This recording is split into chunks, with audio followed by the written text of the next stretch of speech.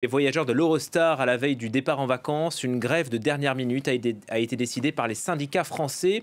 Résultat, plus aucun train ne roule depuis midi entre Londres et Paris. Bénédicte Pavio, on vous retrouve à Londres, même si le problème vient d'ici, de France. Que se passe-t-il?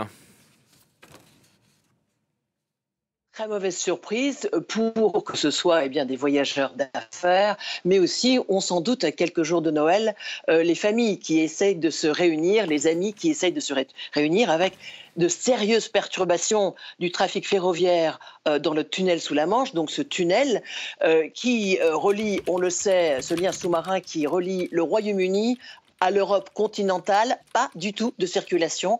Qu'il s'agisse de trains d'Eurostar qui relient Paris et Londres, que ce soit aussi Londres-Lille ou plus loin Amsterdam et encore d'autres liaisons, et aussi, donc dans les deux sens bien évidemment, mais aussi ce qui s'appelait avant le shuttle, donc ces trains à bord desquels les voitures peuvent donc monter à bord de ces navettes.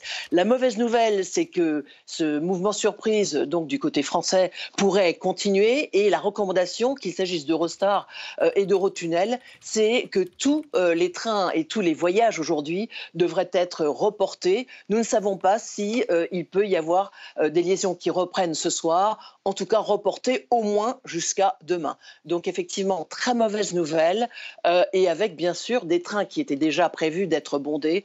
Donc ce sera d'autant plus difficile de recaser ces voyageurs. On verra beaucoup de personnes du côté britannique qui attendent patiemment et qui espèrent quand même qu'il y aura une reprise du trafic, peut-être d'ici ce soir. Mais en tout cas, pour l'instant, totale incertitude du côté français et du côté britannique. Et Clément Beaune, le ministre français des Transports, appelle à trouver une solution immédiatement. Merci pour ces premières précisions, Bénédicte.